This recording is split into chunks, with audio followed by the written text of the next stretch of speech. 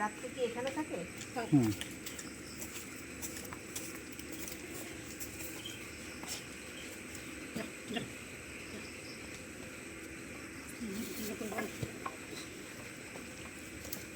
আগে একটা প্যাচ দিয়ে টান দেওয়া লাগে, সব গরু গাধা নিয়ে বসছি।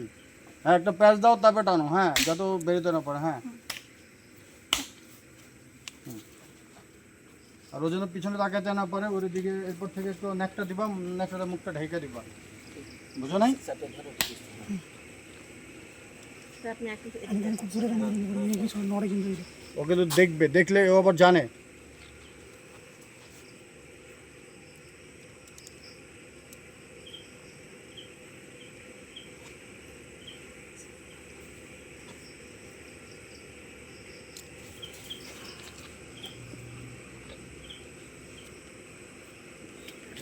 অসুবিধা নেই, আবার